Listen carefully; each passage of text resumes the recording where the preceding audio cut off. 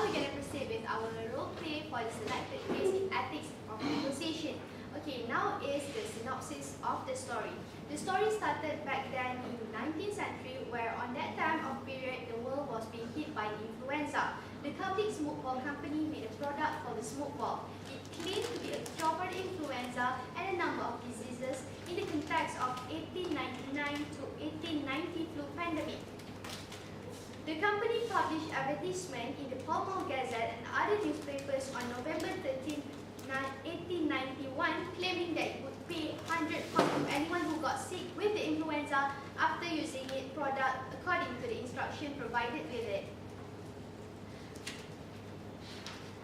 And there was Mrs. Louisa Carlyle, saw the advertisement, bought one of the balls and used it 3 times daily for nearly 2 weeks until she contracted the flu on 17 January 1892.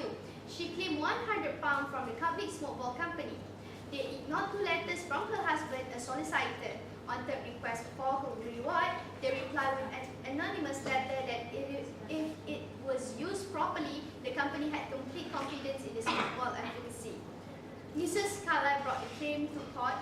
The barristers representing her argued the advertisement and her reliance on the contract between her and the company, so they ought to pay.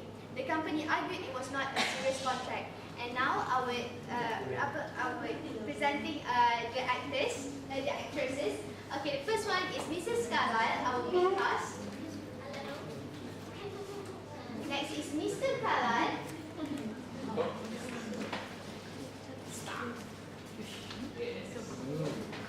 Next is the smoke ball representative, smoke ball seller, and HH Asquith. And the judges and the newspaper lady. Okay. Now we're going to start our role play.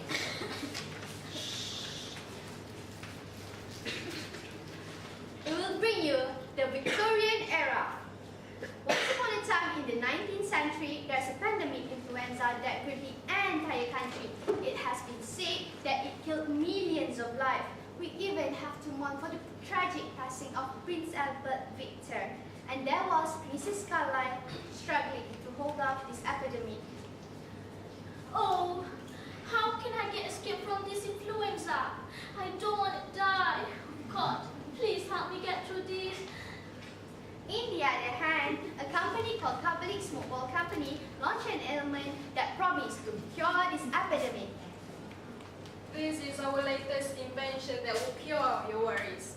It is I who announced the smoke ball will cure the tragic flu that we are facing now.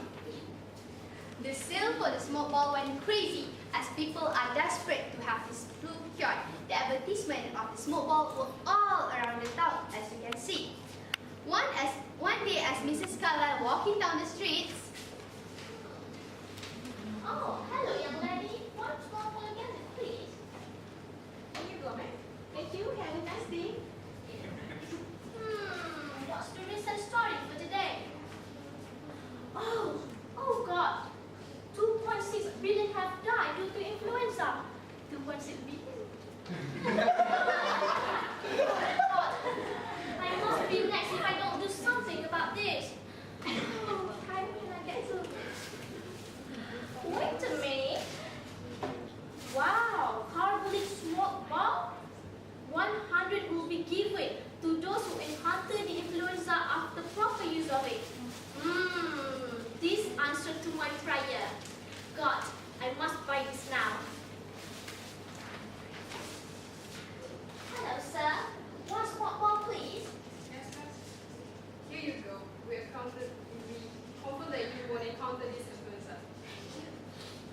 Mrs. Carlyle used the smoke ball as been required 3 times daily for 2 consecutive weeks. Unfortunately for Mrs. Carlyle, Oh, my Lord. I can no longer contain this. Is this the influenza they're talking about? Oh, I shouldn't have this due to I have used the influenza. I used the smoke ball properly.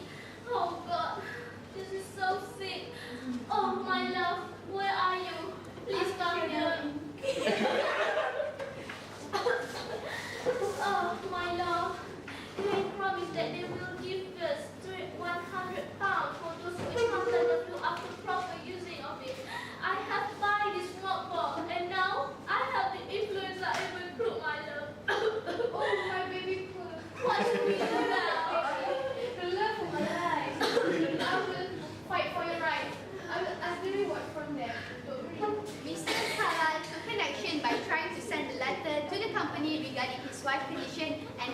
for the reward as promised.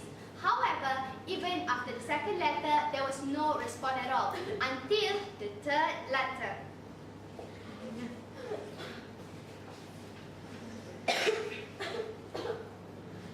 Oh, baby. Thank God. The company has replied our letter. Maybe God has answered our prayers. Read it for me, Hannah. If used properly, I do not think your wife would have the flu, as the company had complete confidence in the smoke ball efficacy. But to protect ourselves against all fraudulent claims, we would need you to come to our office to use the ball each day and be checked by the secretary. Sincerely, Anonymous. This is too much. Sorry. It's too much. We will seek our justice. The case was then brought to court. Mrs. Carlyle was represented by her husband, Mr. Carlyle, and the smoke ball company was represented by SHAH Squid. All rise.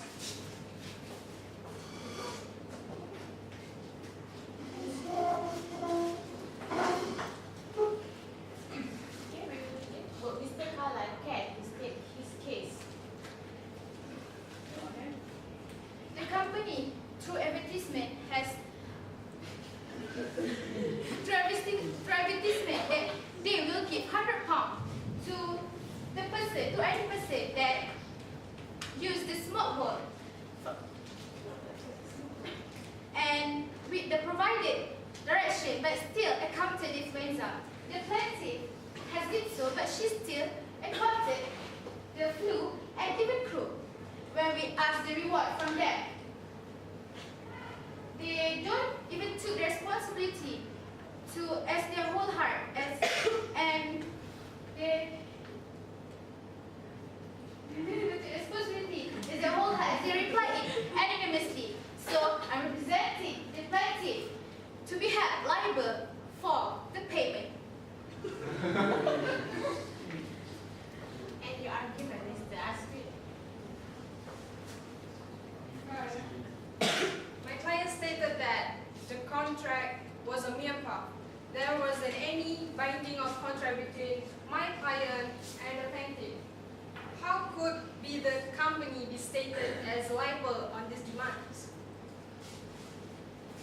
After deliberating through the advertisement itself and the evidence being brought to the court by both representatives, by the power vested on me, I announced that the company was entitled to pay just as the stated amount to the plaintiff. And I sentenced Public Smoke Ball Company to be liable of Mrs. Carlyle Oh, thank God, love, the truth is on our side.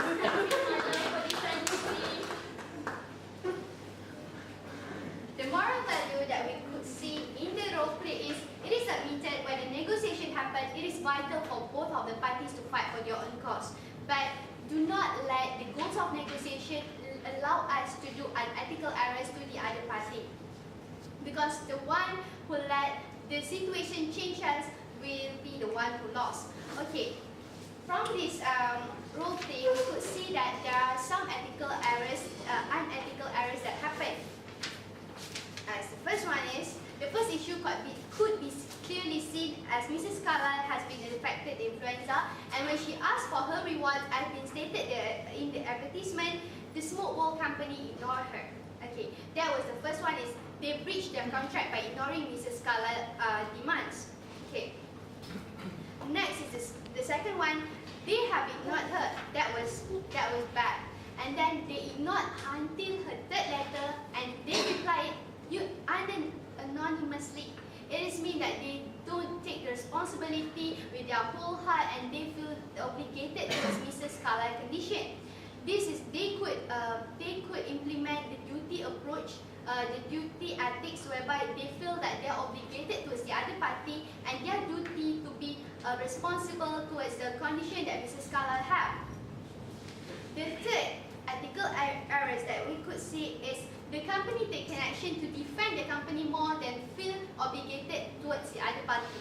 They are fight for their own cause, and they willing to twist their own words, and they're willing to let a person that they have hurt, because Mrs. Carlyle was hurt, but she's not being hurt by the smoke ball, but the Smoke Ball have complete, they have a complete trust on their products that it could be said as a cure and as an avoidance towards the influenza and croup. However, Mrs. Carlyle still encountered the influenza and even croup. So they don't feel obligated towards their own product, towards their own stated contract.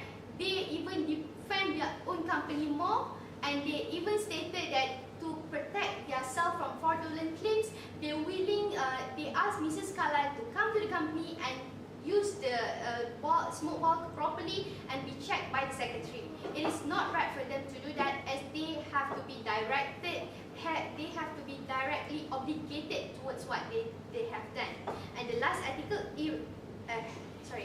last ethical issue being argued was in the court, as when SHAH argued for on the behalf of smoke ball company, he argued that smoke ball company said it is a mere puff. They twisted their own words in the advertisement. They said that it was like a simply said. It means like this is where the ambiguous tactics is all about. They said that was only words to attract people to buy it. However, the judge countered back by saying in the advertisement they also mentioned that 1,000 deposited money was taken by from the Alliance Bank to prove that the money was there. Therefore, the judges stated that it's not a mere puff contract. It is a very solid contract that's offered to anybody that use the smoke ball properly with the the provided directions. Therefore, it is shown that smoke ball company willing to twist their own words in order to defend their own company. With that, I thank you all for your all participation, and we are clapping the stage. Hana, Dul, Set.